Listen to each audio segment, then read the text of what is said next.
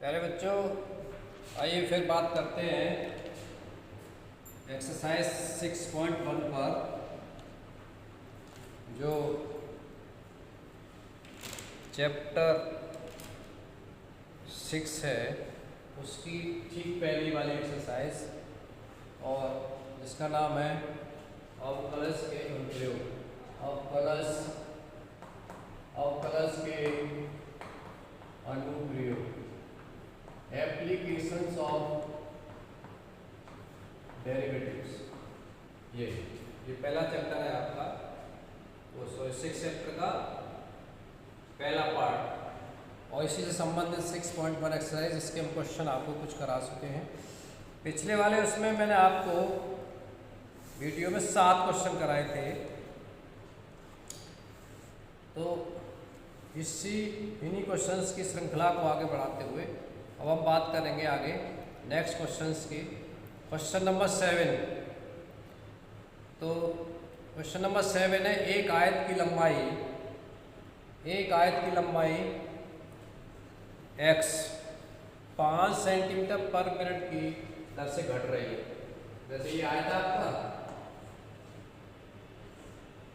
इसकी जो लंबाई है ये किससे घट रही है? dx/dt -5 सेंटीमीटर पर सेकंड। ठीक है, घट रही है। और चौड़ाई y 4 सेंटीमीटर पर मिनट की दर से बढ़ रही है। ये x है, इसकी लंबाई, चौड़ाई y है, तो कह रहे हैं ये बढ़ रही है। dy/dt ये प्लस की हो जाएगी, सेंटीमीटर प्रति सेकंड। ठीक, फिर कह रहे हैं जब x 8 सेंटीमीटर, क्वेश्चन नंबर 7 है, जब x 8 सेंटीमीटर, y 6 सेंटीमीटर, तो कह रहे हैं पहला आयत के परिमाप और b क्षेत्रफल के परिवर्तन की दर ज्ञात कीजिए। आयत के, जो आयत है इसके परिमाप a, अगर इसका परिमाप मान लीजिए p है तो dp/dt पूछ रहे हैं, परिमाप के परिवर्तन की दर। और b में क्या पूछ रहे हैं? क्षेत्रफल, अगर क्षेत्रफल a है इसका d/dt पूछ रहे हैं। इतनी सी बात। ठीक है, तो देखिए बड़ा आसान है। क्या हम जानते हैं कि आयत का जो परिमाप होता है क्या होता है? आयत का परिमाप अगर मान लीजिए पेरीमीटर p है, p होता है x + x + y + y, यानी 2 × 2x + 2y। 2 बाहर निकाल लिया मैंने, तो अंदर आया x + y। इसको t के सापेक्ष हमने डिफरेंशिएट कर दिया, तो ये आया आपका 2 dx/dt + 2 dy/dt। ठीक है, और ये आ गया आपका 2 × dx/dt की वैल्यू कितनी है? -5 प्लस इसकी वैल्यू कितनी dy/dt की? तो ये आ गई आपकी, ये माइनस का बचा -2। अब परिमाप किसमें होगा? सेंटीमीटर में, सेंटीमीटर/सेकंड, -2 सेंटीमीटर पर सेकंड। दूसरा पूछ रहे हैं एरिया में कितने क्या परिवर्तन होगा? तो आइए, एरिया कितना होता है आयत का? b part. आयत का एरिया बराबर होता है लंबाई गुणा चौड़ाई, x × y। तो dA/dt आपको ज्ञात करना है। dA/dt हो गया x × प्रोडक्ट रूल लग जाएगा यहाँ पर। क्या लग जाएगा? Product rule.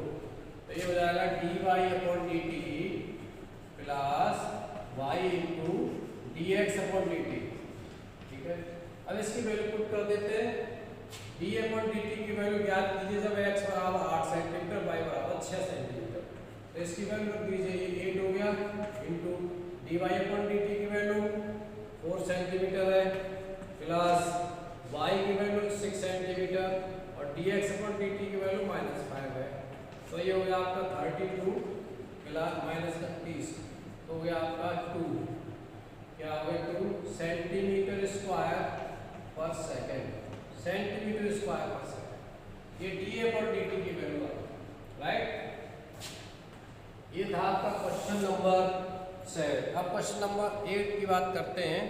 8 क्या है क्वेश्चन नंबर? एक गुब्बारा जो सदैव गोलाकार रहता है की त्रिज्या परिवर्तनशील है, त्रिज्या के सापेक्ष आयतन के परिवर्तन की दर ज्ञात कीजिए। आयतन के परिवर्तन की दर अर्थात डीवी अपॉन डीटी पूछ रहे हैं। जब त्रिज्या 10 सेंटीमीटर है तो क्या दे रखा है इसमें? डीवी अपॉन डीटी पूछ रहे हैं। क्वेश्चन नंबर 8 की बात कर रहे हैं। 8 डीवी अपॉन डीटी पूछ रहे हैं, आयतन के परिवर्तन की दर क्या होगी? तो डीवी अपॉन डीटी जब त्रिज्या 15 सेंटीमीटर, आर की वैल्यू 15 सेंटीमीटर है। ये एक गुब्बारा जो सदैव गोलाकार रहता है, एक पंप द्वारा नहीं, ये नवा क्वेश्चन पड़ गया बेचा, तो चलिए नवा कर देते हैं पहले। नवा 8वां पाठ कर देंगे। एक गुब्बारा जो सदैव गोलाकार रहता है कि त्रिज्या परिवर्तनशील है, त्रिज्या के सापेक्ष आयतन के परिवर्तन की दर ज्ञात कीजिए जब त्रिज्या 10 सेंटीमीटर है। आर की वैल्यू जब 10 सेंटीमीटर है उस टाइम उसकी वैल्यू तो बहुत सिंपल है, डीवी अपॉन डी आर पूछा है उन्होंने। पी की वैल्यू आप जानते हैं कितनी होती है? वी इक्वल टू होता है आपका 4/3 पाई आर क्यूब, ठीक है। तो यहाँ से डीवी अपॉन डी आर कितना हो जाएगा? डी पाई 4/3 पाई कांस्टेंट है और इसका कितना हो जाएगा? 3r square into 3r square. और इसकी वैल्यू पूछ रहे हैं dv अपॉन dr कब? जब r इक्वल टू 15 है, r इक्वल टू 15 तो हो जाएगी 4/3 पाई इंटू 3 इंटू 15 का स्क्वायर। 4/3 पाई इंटू 4 पाई r स्क्वायर होगा, 3 से तो 3 कटी गया, ये तो ये हो गया 4 पाई इंटू 15 का स्क्वायर। ये इसको कैलकुलेट कर लीजिएगा, जो वैल्यू आया भाई आपका रिजल्ट होगा, ठीक है।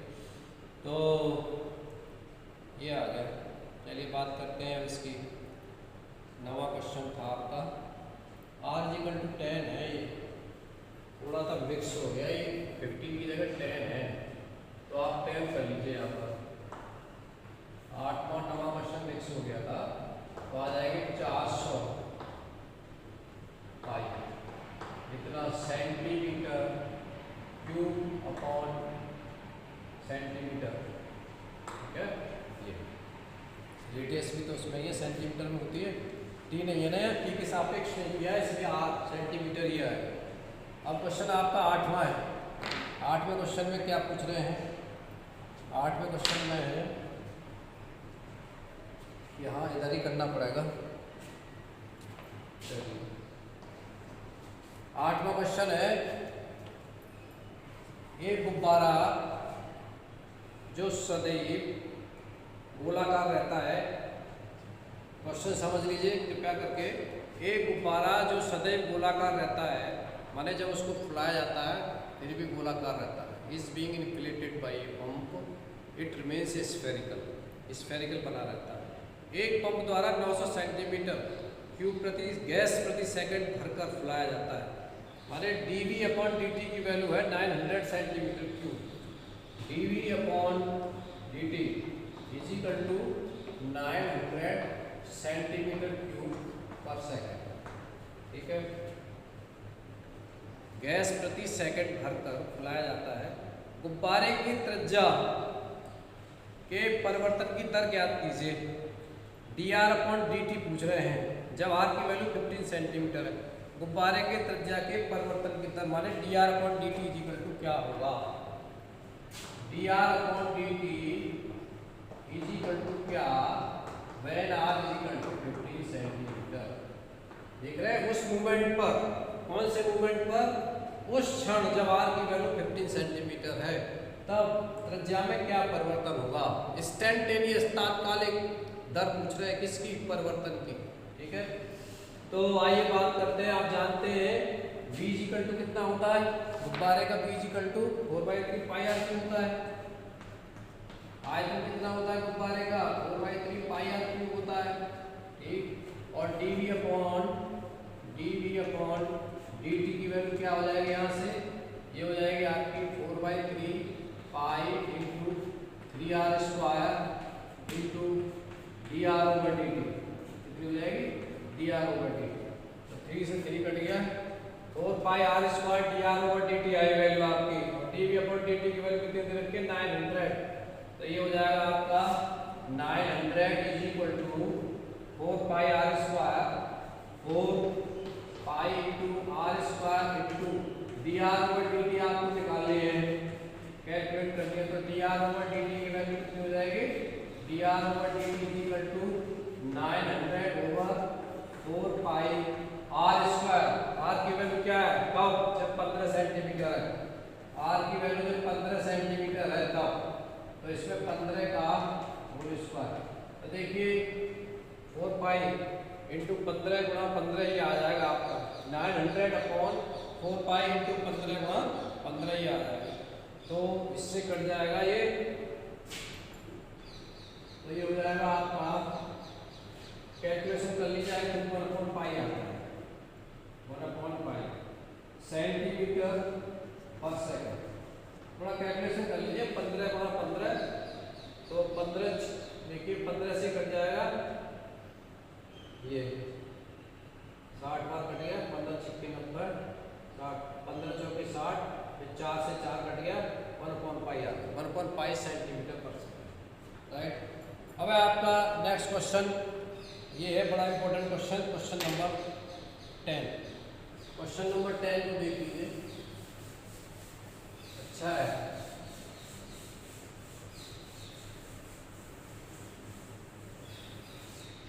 क्वेश्चन नंबर 10, एक 5 सेंटीमीटर सीढ़ी दीवार के सहारे झुकी है। एक सीढ़ी है 5 सेंटीमीटर लंबी, दीवार के सहारे, ये इस तरह से एक सीढ़ी है दीवार के सहारे खड़ी है, ठीक है। ए बी कोई भी सीढ़ी मान लीजिए, ये ए पॉइंट है, वो है, ये बी है, लेडर है, ये लेडर LADDER लेडर, ओके। एक 5 सेंटीमीटर लंबी सीढ़ी दीवार के सहारे झुकी है, 5 सेंटीमीटर की लंबाई है इसकी, 5 सेंटीमीटर। सीढ़ी का नीचे का हिस्सा जमीन के अनुदेश, ये जो हिस्सा है नीचे वाला, ये जमीन के अनुदेश दीवार से 2 सेंटीमीटर पर सेकंड की दर से खींचा जा रहा है। अगर मान लीजिए किसी भी स्टैंड दीवार से 2 सेंटीमीटर की उससे खींचा जा रहा है, माने dx/dt की वैल्यू 2 सेंटीमीटर पर सेकंड है। अगर हम इसको x मान लें, किसी भी स्टैंड, किसी भी क्षण ये x है, और ये इसकी दीवार की ऊंचाई को y मान लें किसी क्षण, at any stand OA is equal to x and OB is equal to y, माने दीवार का ये वाला जो हिस्सा है सीढ़ी तक का, O से ये x सेंटीमीटर है और दीवार की ऊंचाई 22 सेंटीमीटर है, ठीक है। तो क्या कह रहे हैं ये, तो कह रहे हैं कि जमीन के अनुदेश दीवार से दूर 2 सेंटीमीटर पर सेकंड की दर से खींचा जाता है, इस तरह से खींचा जा रहा है। माने dx/dt की वैल्यू दे रखी 2 सेंटीमीटर पर सेकंड, 2 सेंटीमीटर पर सेकंड। दीवार पर इसकी ऊंचाई किस दर से घट रही है, dy/dt की वैल्यू पूछ रहे हैं वो, dy/dt की वैल्यू किस दर से घट रही है, माने माइनस की वैल्यू आएगी, ये माइनस की घट रही है जब सीढ़ी के नीचे का सिरा दीवार से 4 सेंटीमीटर दूर है, 4 सेंटीमीटर दूर, ठीक है। मान लिया हमने किसी भी स्टैंड, एट एनी स्टैंड, किसी भी क्षण, क्वेश्चन नंबर कौन सा है, क्वेश्चन नंबर 10 है। मान लिया at any stand,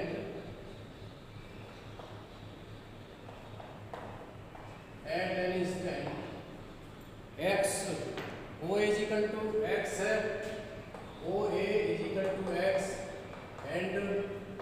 Y O B equal to y. ठीक है, तो आप देख रहे हैं एक ट्रायंगल, राइट एंगल ट्रायंगल है, तो कितना हो जाएगा 25, राइट। जब x की वैल्यू आपकी 2 सेंटीमीटर होगी, 2 सेंटीमीटर, तो y की वैल्यू कितनी हो जाएगी, ये 4 हो जाएगा। Y square equal to 25, y square equal to 25। नहीं, x की वैल्यू आपकी कितनी बता रहे हैं ये, नहीं, dx अपॉन dt की वैल्यू 2 सेंटीमीटर पर सेकंड है। फिर से एक बार क्वेश्चन देख लेता हूं मैं।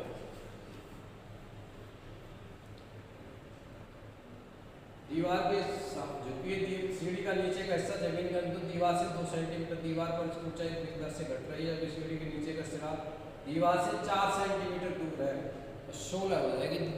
जब 4 सेंटीमीटर दूर होगा ये 4, तब y की वैल्यू आपकी y स्क्वायर इक्वल टू 9 आ जाएगा, y इक्वल टू 3 आ जाएगा, प्लस का 3 हम ले लेते हैं। ठीक है, प्लस का 3।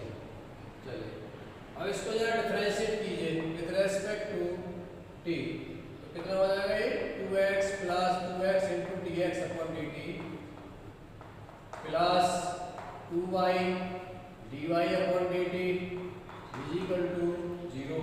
तो देखिए यहाँ से कॉमन आकर के 0 की तरफ चला जाएगा, कितना हो जाएगा 0 हो जाएगा, तो dx upon dt plus y dy upon dt is equal to कितना हो जाएगा ये 0।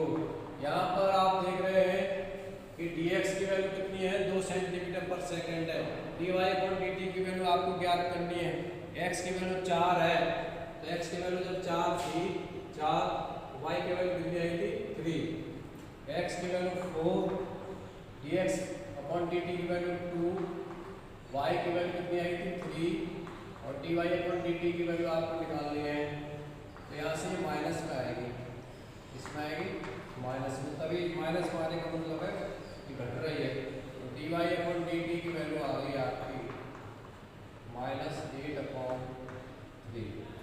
सेंटीमीटर पर सेकंड की दर से घट रही है। क्वेश्चन में ये पूछ रहे हैं वो, क्वेश्चन नंबर 10 में दीवार पर इसकी ऊंचाई किस दर से घट रही है जबकि सीढ़ी के नीचे का हिस्सा दीवार से 4 मीटर दूर है। अच्छा ये मीटर में है, ठीक है ना, इसमें मीटर में, तो इसको सेंटीमीटर में बना दीजिए, सेंटीमीटर में, तो dy अपॉन dt की वैल्यू कितनी आ गई -8/3, और 100 का भाग दे दीजिए इसमें, तो कितनी हो जाएगी ये 100 का हो जाएगी -8/3, या इसमें रख दीजिए, कोई फर्क नहीं पड़ता है, तो आ जाएगी 4 दूनी 8 और 4 से 25 माइनस का 2/75। अब ये सेंटीमीटर पर सेकंड आ जाएगा, ये मीटर पर सेकंड था, मीटर पर सेकंड रख दीजिए, या फिर इसको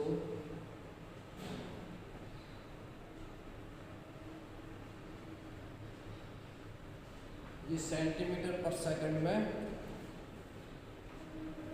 आपका सेंटीमीटर पर सेकंड में आया, तो मीटर पर सेकंड में बनाने के लिए आपने 100 का मान दिया, ठीक है, अब ये मीटर पर सेकंड में -2/75 मीटर पर सेकंड आ, ये है आपका क्वेश्चन, क्वेश्चन नंबर 10। बहुत अच्छा क्वेश्चन था, इसे आप कर लीजिए।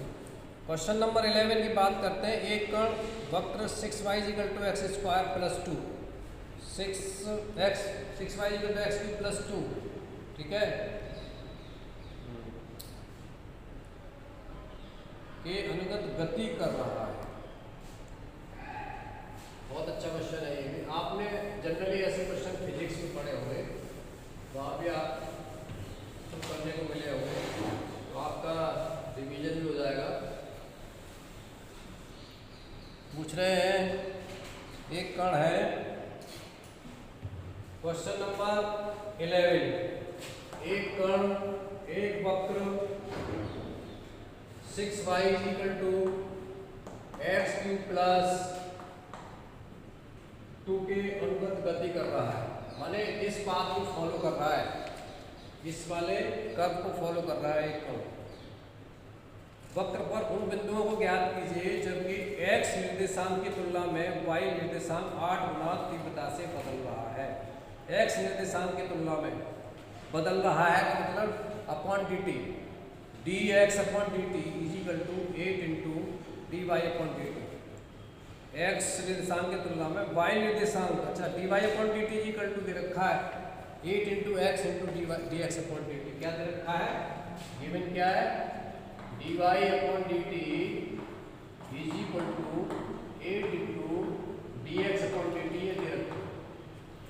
तो आइए बहुत सिंपल है, तो देखिए ये हो गया आपका डिफरेंशिएट कर दिया 6 d Y upon D T is equal to, ये हो जाएगा आपका 3x square into D x upon D t और 2 का होगा 0 प्लस 0, ठीक है। D Y upon D t की वैल्यू यहाँ से उठा कर रख देंगे हम, तो कितना हो जाएगा 6 into 8 D x upon D T is equal to 3x square D x upon D T, ठीक है। और देखिए इसको जब लेफ्ट हैंड साइड पर ट्रांसफर करेंगे तो D x upon D T common आ जाएगा, तो कितना बचेगा 48 minus D X square is equal to 0, और ये आ गया आपका D x upon D T equal to 0, या फिर दिस इज इक्वल टू 0। जब 48 minus 3x square is equal to 0, तो यहाँ से x की वैल्यू कितनी मिल गई, x स्क्वायर इक्वल टू 16, अर्थात x की वैल्यू कितनी मिल गई प्लस माइनस 4, x की दो वैल्यू मिल गई, प्लस की 4 माइनस की 4। देखिए जब when x is equal to 4, तो y की वैल्यू कितनी मिलेगी, y की वैल्यू यहाँ से निकाल लेंगे x क्यूब प्लस 2 अपॉन 6, तो ये हो जाएगी आपकी 4 का क्यूब प्लस 2 अपॉन 6, कितना हो गया 64 प्लस 2 66 अपॉन 6, अर्थात 11। एक पॉइंट तो आ गया आपका 4 और 11, राइट। जब x की वैल्यू -4 है तो y की वैल्यू कितनी होगी, तो यहाँ पर हम निकाल लेंगे इसको, when x is equal to -4, तो y is equal to, इसी में रख के निकाल देंगे -4 की पावर क्यूब प्लस 2 अपॉन 6, माने ये हो जाएगा आपका 64 माइनस का 62 माइनस का 62 अपॉन 6, अर्थात माइनस का 31.2। दूसरा पॉइंट क्या हो जाएगा, दूसरा पॉइंट हो गया आपका -4 पर y की वैल्यू कितनी मिली, माइनस के 31।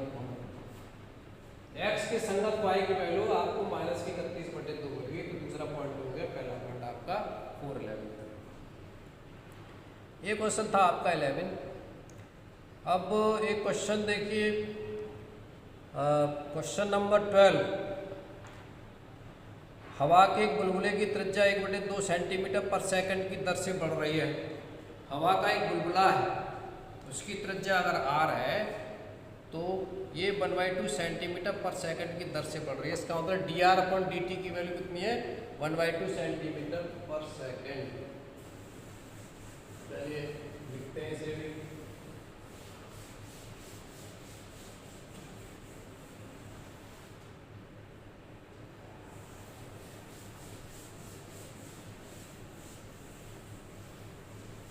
एयर बबल है और उसके जो रेडियस है उसकी माने बढ़ने की जो दर है dr upon dt is equal to 1/2 centimetre पर सेकंड।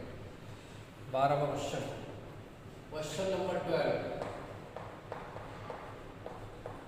मान लिया हमने इसकी त्रिज्या r है, तो dr upon dt is equal to 1/2 centimetre पर सेकंड दे रखी है, ये तो दिया है। फिर क्या कह रहे हैं, बुलबुले का आयतन किस दर से बढ़ रहा है। बुलबुले का आयतन किस दर से बढ़ रहा है, जबकि त्रिज्या आपकी 1 सेंटीमीटर है। बुलबुले का आयतन पूछा है इन्होंने, तो क्या पूछ रहे हैं वो, dv अपॉन dt। जब r की वैल्यू कितनी है, r की वैल्यू कितनी 1 सेंटीमीटर है, dv अपॉन dt वो पूछ रहे हैं। निकाल देते हैं, dv upon dt is equal to क्या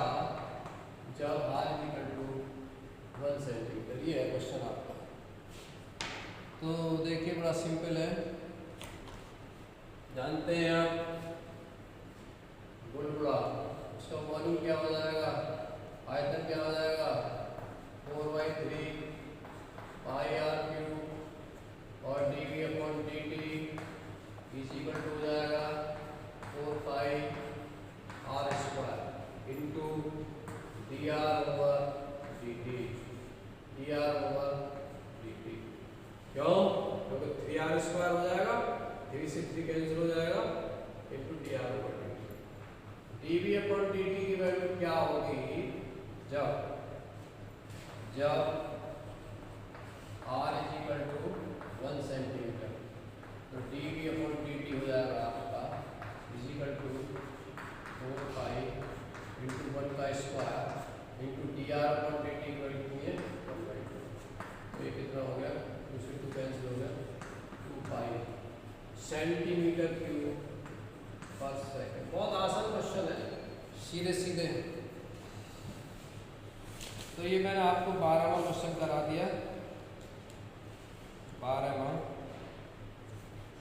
अब क्वेश्चन नंबर पहले 13वां 14वां टाइम मिला तो कराता हूँ। पहले 15वां क्वेश्चन लेता हूँ मैं।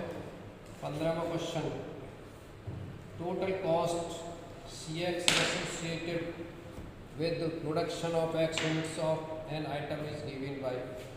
इसमें देखिए जो क्वेश्चन नंबर 15 है आपका, एक वस्तु की X इकाइयों के उत्पादन से संबंध कुल लागत CX रुपये में दे रखी है। CX = 0.007x³ minus 0.003x² + 15x + 4000 से प्रदत्त है। सीमांत लागत ज्ञात कीजिए। माने मार्जिनल कॉस्ट पूछे उन्होंने MC। तो मार्जिनल कॉस्ट MC क्या होती है इसमें? ये भी instantaneous rate of change of total cost होता है eight any level of output. माने जब किसी भी कारखाने में, फैक्ट्री में जब माल तैयार किया जाता है, प्रोडक्शन बनता है, माने जब आउटपुट निकलता है, तो उसके लेवल पर हम टोटल कॉस्ट निकालते हैं और उस टोटल कॉस्ट के परिवर्तन की जो इंस्टेंटेनियस रेट होता है, माने तात्कालिक दर होती है, उसको हम मार्जिनल कॉस्ट कहते हैं। तो मार्जिनल कॉस्ट MC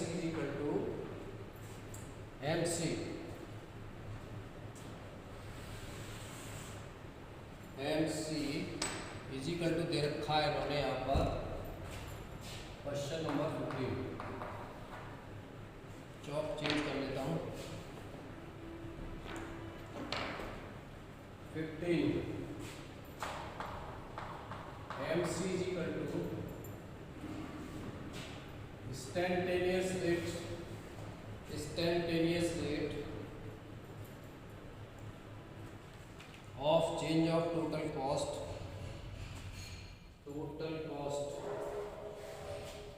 हिंदी में लिखना पड़ेगा, इसे कैसे लिखूं? चलिए पहले इसे लिख देता हूँ। Instantaneous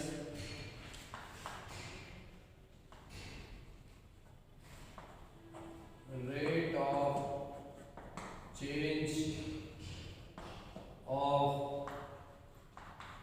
total cost,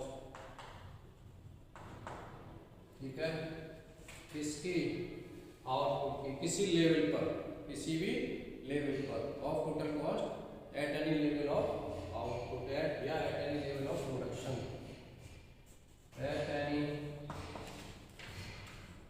level of output कह लीजिए या प्रोडक्शन कह लीजिए। ये मार्जिनल कॉस्ट होती है।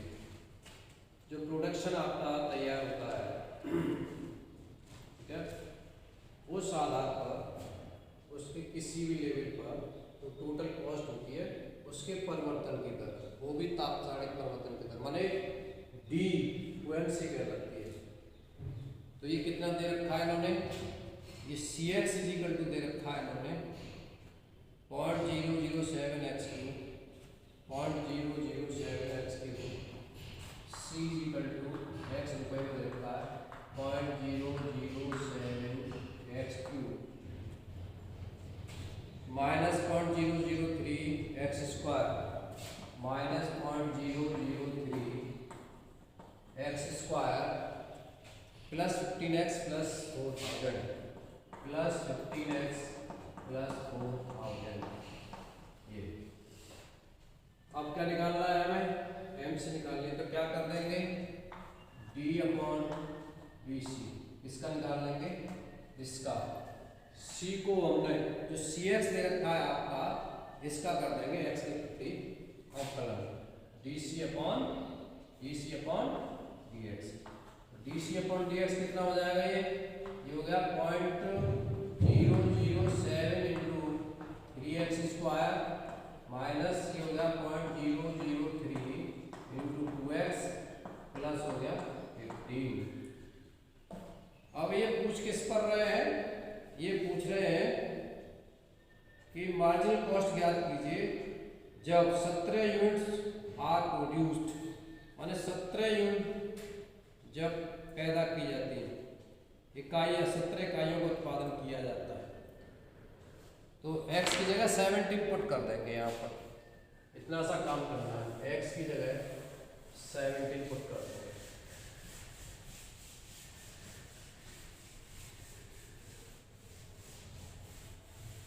भाई x की जगह 17 पुट कर देते हैं, कितना हो जाएगा ये d c upon d x x equal to 17, तो ये हो गया आपका 0.007 इंटू 3 इंटू 17 का whole square minus 1003 into 2 into 17 plus 15, ठीक है। इसका कैलकुलेशन करना पड़ेगा, 17 का स्क्वायर, और आप कर लीजिए थोड़ा सा फुर्सत में, जहाँ तक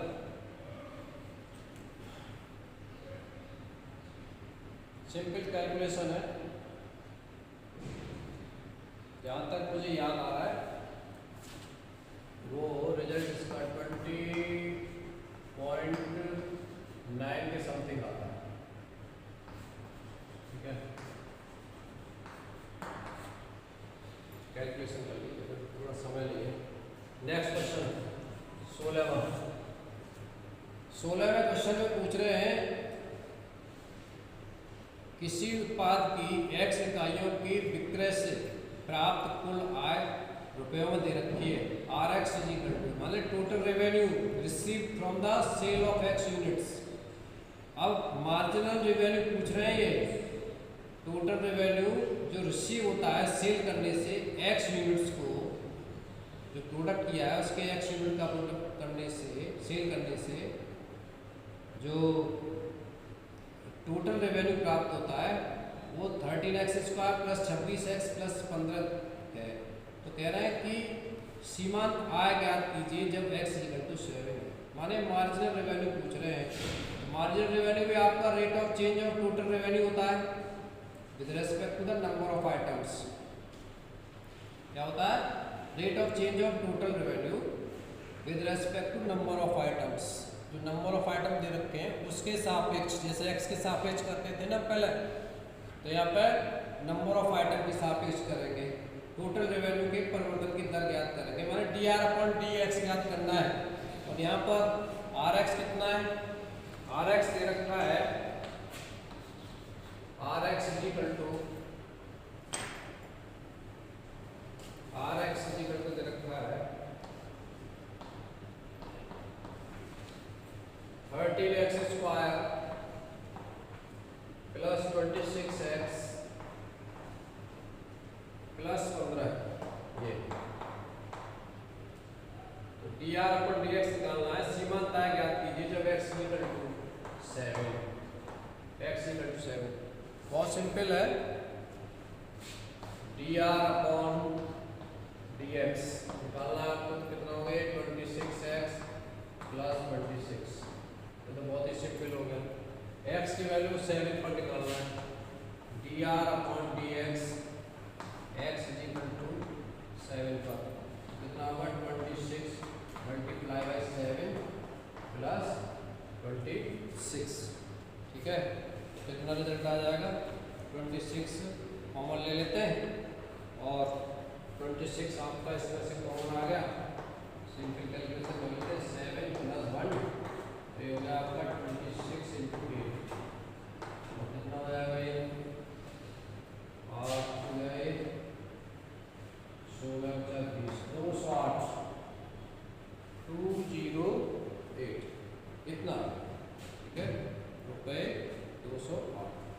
रुपीज़ में दे रखा है ना, RX इक्वल टू रुपीज़।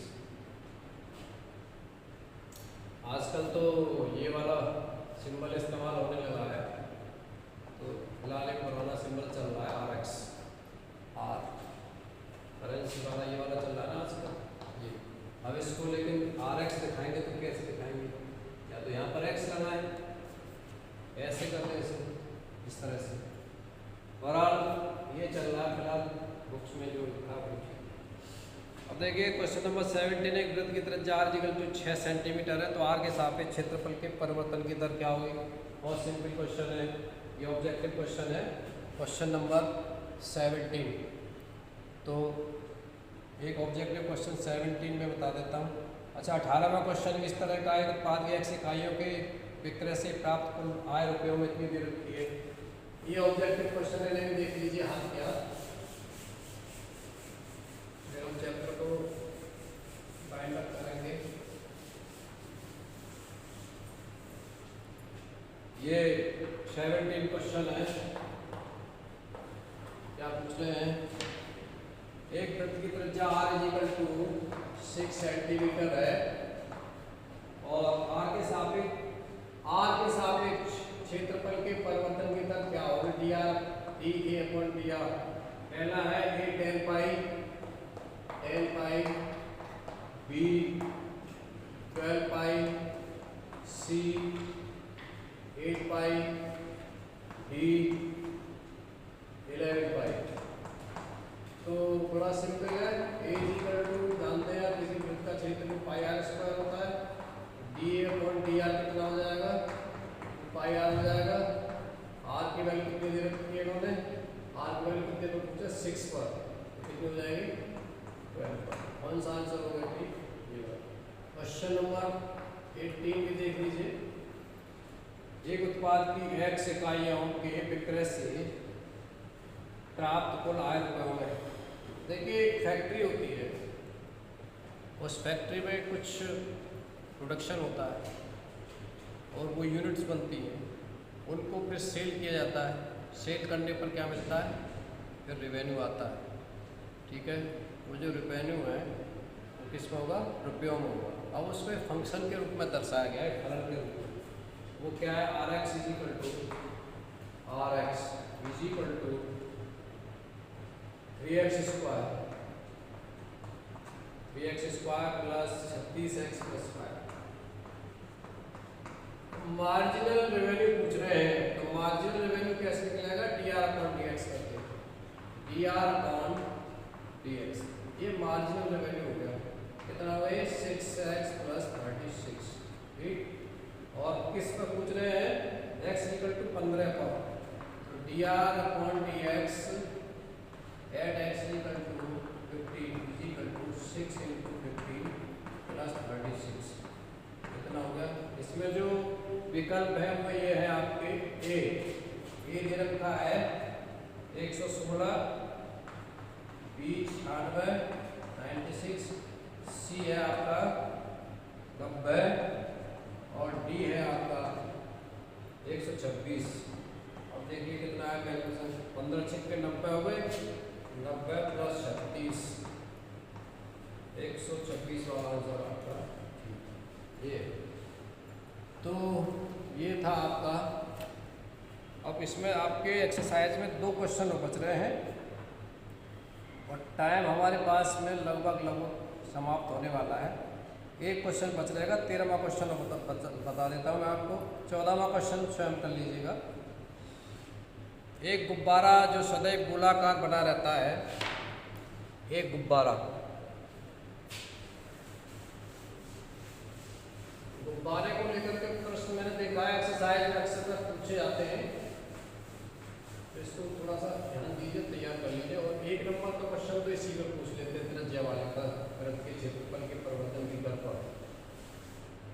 तो पहला क्वेश्चन है, उदाहरण भी पहला है, इसका उदाहरण देखिए बस किया करें आप, इसका NCERT का बहुत अच्छे एग्जाम्पल्स इसमें दे रखा है। क्वेश्चन नंबर 13 की बात कर रहे थे। एक गुब्बारा जो सदैव गोलाकार बना रहता है, ऑलवेज स्फीयर रहता है, रिमेन्स ऑलवेज स्फेरिकल का परिवर्तनशील व्यास दे रखा 3/2 2x + 1, D diameter 3/2 into 2x + 1। तो भाई रेडियस कितनी हो जाएगी, रेडियस उसकी आधी हो जाएगी, कितनी होगी 3/4 2x + 1, राइट। x के सापेक्ष आयतन के परिवर्तन की दर ज्ञात कीजिए। x के सापेक्ष आयतन के परिवर्तन की दर आपको ज्ञात करनी है। ये है आपका क्वेश्चन नंबर 30। इसमें ये नहीं पूछा बताया उन्होंने कि किस कब r कितने पर, केवल परिवर्तन की दर पूछा है, dv/dr पूछा है। x के सापेक्ष अच्छा dv/dx पूछा है, dv/dx ये क्या होगा। अब देखिए v क्या होता है, v होता है आपका 4/3 πr³। अब यहाँ पे r की वैल्यू रख देते हैं, r की वैल्यू क्या है 4/3 पाई, r की वैल्यू हो जाएगी ये, तो ये हो जाएगी 3 की पावर 4 3 × 3 × 3/4 × 4 × 4, ठीक है। और ये 2x + 1 का होल dv/dx आपको ज्ञात करना है। ये हो गया 4/3। अब देखिए इसे थोड़ा सा हल्का कर लें, कितना हो गया 9/16 पाई, 9/16 पाई इंटू ये हो गया 3 × 2x + 1 का होल स्क्वायर, कितना हो जाएगा 27/16 2x + 1 का होल स्क्वायर। तो dv/dx की वैल्यू आ गई आपकी 27 पाई अपॉन 16 2x + 1 का होल स्क्वायर। ये अच्छा,